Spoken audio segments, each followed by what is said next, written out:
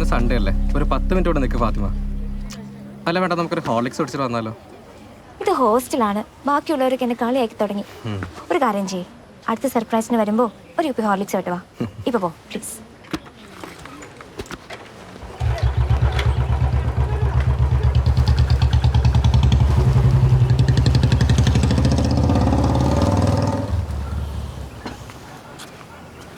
എങ്ങനെ ഉണ്ടായിരുന്നു ഹസ്ബൻഡിന്റെ സർപ്രൈസ് വിസിറ്റ്?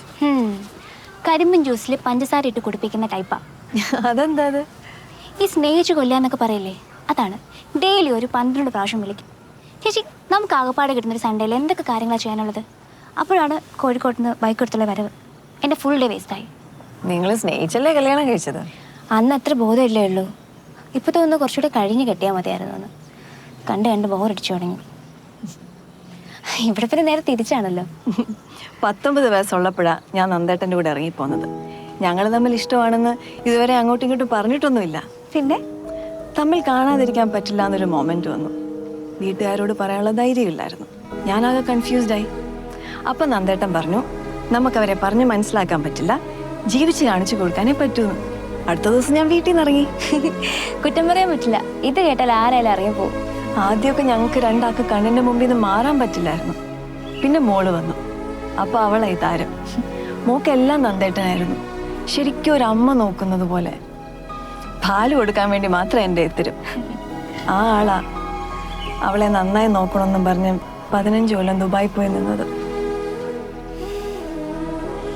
ഗൾഫുകാരൻ്റെ ഭാര്യ എന്ന് പറയുമ്പോൾ എല്ലാവർക്കും അടക്കം പറിച്ചിലും തമാശയ്ക്ക. പക്ഷെ അനുഭവിച്ചവർക്കറിയാം അതിൻ്റെ പെയിന്. ഒരുമിച്ച് സ്വപ്നം കണ്ട ജീവിതം ഞങ്ങൾ വളരെ ലേറ്റായിട്ടാണ് ജീവിക്കാൻ തുടങ്ങിയത്. അപ്പോഴെനിക്കിങ്ങോട്ട് വരേണ്ടി വന്നത്. അതുകൊണ്ട് കരിമ്പിൻ ജ്യൂസിനോട് പറ മധുരം അല്പം കുറച്ചിട്ടാൽ മതിയെന്ന്. കുറച്ച് കഴിഞ്ഞാൽ അയാളുടെ ഈ ബൈക്ക് ഓടിച്ചിട്ടുള്ള വരവായിരിക്കും ഫാത്തിമ ഏറ്റവും കൂടുതൽ മിസ് ചെയ്യാൻ പോകുന്നത്. ഒരു ഹോർലിക്സ് കുപ്പിയുടെ ഫോട്ടോ അയച്ചിരിക്കുക. ഞാനൊന്ന് വിളിച്ചു നോക്കട്ടെ, അധിക ദൂരം എത്തിണ്ടാവില്ല.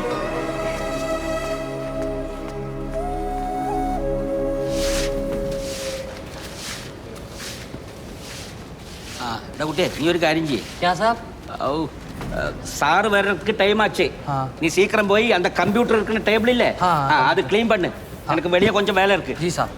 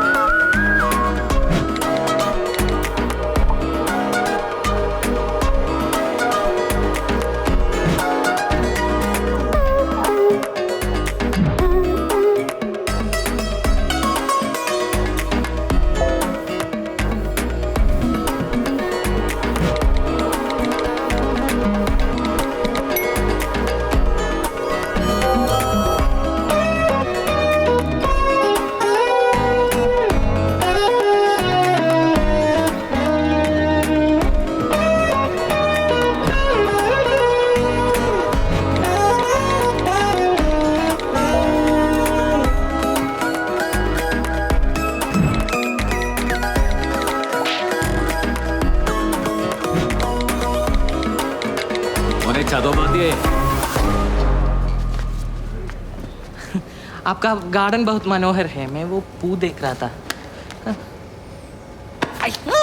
मुझे माफ कीजिए सब. Oh sorry. माफ कर अंकल. ഞാൻ ബംഗാളിയല്ല, വാഴക്കാലുള്ള ഒരു മലയാളിയാ. എൻ്റെ അച്ഛൻ വക്കീല്, അമ്മ ഹൗസ് വൈഫ്, ചേച്ചി MBBS സ്റ്റുഡൻറ്റ്. ഞാൻ എൻട്രൻസ് 3 കൊല്ലമായി റിപ്പീറ്റ്. ഇതല്ലാതെ വേറെ ഒരു പ്രാരാബ്ദം എനിക്കില്ല. ഞാനോ പറഞ്ഞ ഒരേ കോച്ചിങ് സെൻറ്ററില്ല. പക്ഷെ അവളേക്കാൾ 3 വയസ്സ് മൂപ്പുണ്ട് എനിക്ക്. പോയി എനിക്ക് അവളെ ഭയങ്കര ഇഷ്ടമാണ്. കല്യാണം കഴിച്ചാൽ കൊള്ളാമെന്നുണ്ട്. പക്ഷേ അച്ഛൻ ഇമ്പ്രസ് ചെയ്യാതെ അവളെ പരിഗണിക്കൂല എന്ന് പറഞ്ഞപ്പോൾ പെട്ടെന്ന് തോന്നിയ ഐഡിയ ആണ് സാർ. എന്നെ കൊല്ലരുത്. പണിയെടുക്കട്ടെ. നീ വേണ്ട നീ ഇവിടെ ഇരിക്ക്. അച്ഛാ, ഇനി ഞാൻ അടുക്കളയിൽ കയറുന്നില്ല എന്നുള്ള പരാതി വേണ്ട കേട്ടോ. നല്ല ഉഗ്രം വെജിറ്റബിൾ ബിരിയാണി ഉണ്ടാക്കിയിട്ടുണ്ട്. യൂട്യൂബ് നോക്കിയാണ്. ഇതെന്ത് പറ്റി? മൂഡ് ഓഫാ? ഇവിടെ വന്നിരുന്നേ.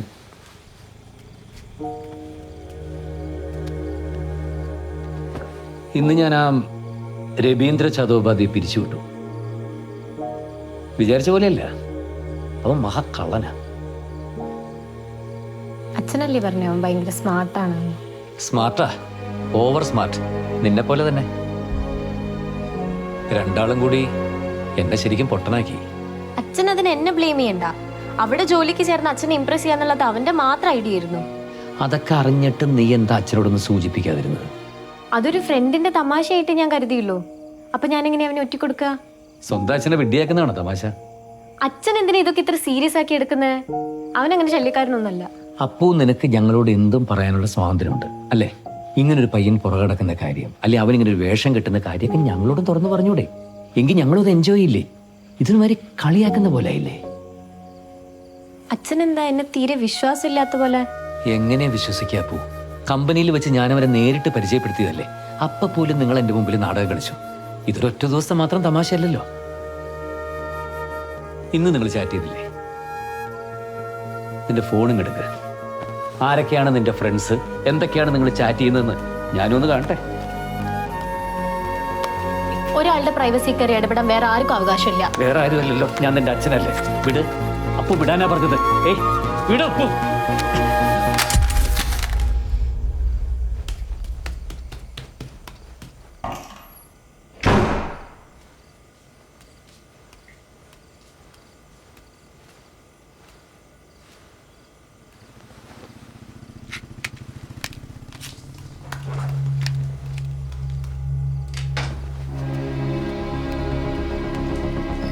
അപ്പു,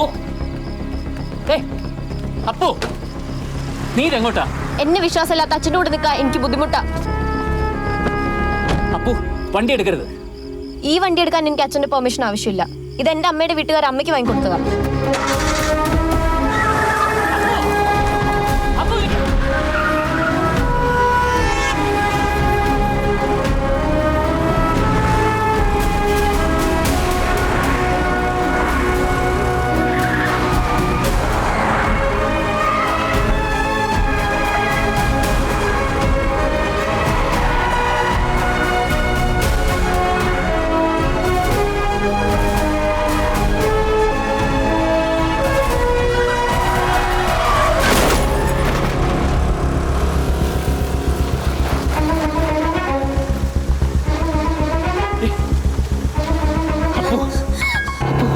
നിനക്കൊന്നും പറ്റില്ല മോളെ. ഇല്ല, പക്ഷേ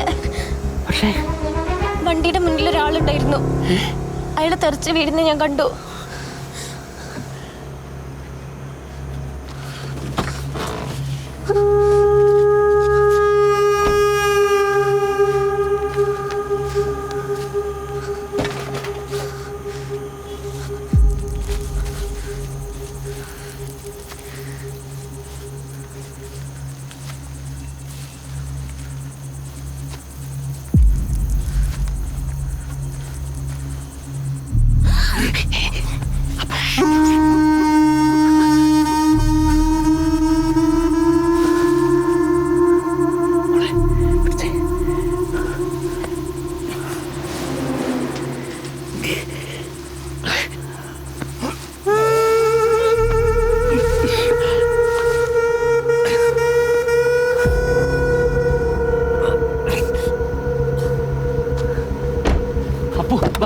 അച്ഛാ, നമ്മൾ എങ്ങോട്ടാ പോണേ? ആദ്യം ഇയാൾ ആശുപത്രി കൊണ്ടുപോകാൻ വാ. അപ്പൊ പോലീസ് കേസ് ആവില്ലേ? എനിക്ക് ലൈസൻസ് ഇല്ല. അതിന് വണ്ടി ഓടിച്ച് നീയല്ലല്ലോ, ഞാനാ. അങ്ങനെ പറഞ്ഞാ മതി. വാ. അതിന് അച്ഛന് ഇവിടുത്തെ ലൈസൻസ് ഉണ്ടോ?